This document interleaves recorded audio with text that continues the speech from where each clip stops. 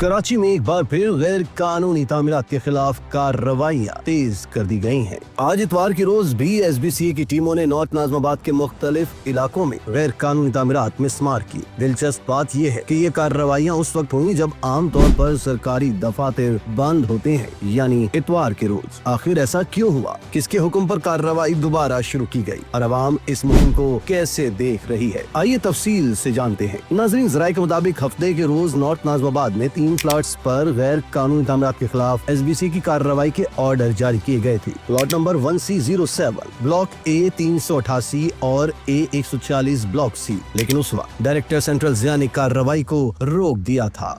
नाज़रीन, याद रहे कि ज़राए के मुताबिक ये वही डायरेक्टर सेंट्रल ज़िया है जो इस वक्त भी फेडरल B एरिया और नॉर्थ कराची में गैर कानूनी तामीरात की सरपरस्ती कर रहा है और इसके ऊपर गैर कानूनी तामीरात करवाने के संगीन इल्जामात हैं। दोस्तों, ताहम जब ये मामला डिप्टी कमिश्नर सेंट्रल ताहा सलीम और पीपल्स पार्टी के रहनुमा फैजान रावत के इल्म में आया तो दोनों ने फौरी नोटिस लिया और आज इतवार के रोज उन्हीं प्लाट्स पर दोबारा कार्रवाई करके तमाम खिलाफ ज़ाब्ता तामीरात मुनहदिम कर दी गई। ज़राए का कहना है कि ये फैसला अचानक नहीं बल्कि गुज़िश्ता चंद हफ्तों से जारी एक बड़ी मुहिम का हिस्सा है, जिसका मकसद कराची में गैर कानूनी तामीरात, जाली सबलीज और कब्जा माफिया के असर रसूख को खत्म करना है। दोस्तों, याद रहे कि 6 नवंबर को डिप्टी कमिश्नर सेंट्रल ताहा सलीम ने गैर कानूनी सबलीज और पोर्शनिंग के खिलाफ एक आगाही मुहिम का आगाज भी किया था। इस मुहिम के तहत DC ऑफिस और सब रजिस्ट्रार ऑफिस के बाहर बड़े बड़े बैनर्स आवेजा किए गए हैं, जिन पर शहरियों को तनबीह की गई है कि वो किसी भी बिल्डर, एजेंट या वकील के बहकावे में आकर जाली सबलीज न करवाए। DC ऑफिस की जानिब से ये भी वाज़ेह किया गया कि अगर किसी को जाली सबलीज या गैर कानूनी तामीरात की मालूमात हो तो वो फौरी तौर पर मुतल्लिका हुक्काम को इत्तला दे।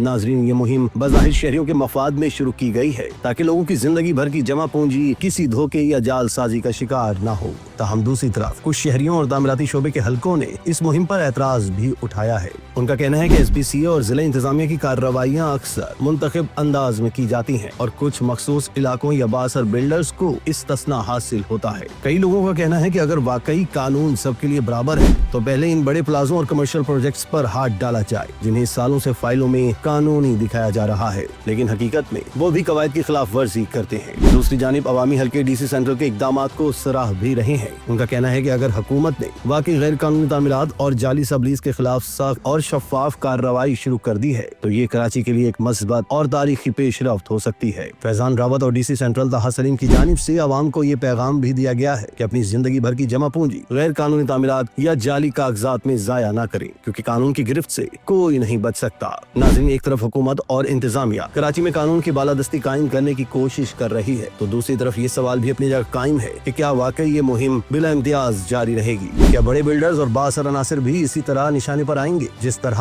आम शहरियों के घरों को गिरा दिया जाता है? फिलहाल तो शहरी उम्मीद कर रहे हैं कि ये मुहिम सिर्फ दिखावा नहीं बल्कि एक इस्लाही कदम साबित हो जो कराची को गैर कानूनी तामीरात और कब्जा माफिया से हमेशा के लिए निजात दिला दे। इसी तरह की मज़ीद वीडियोस के लिए तशक्कुर डिजिटल को फॉलो कर लीजिए।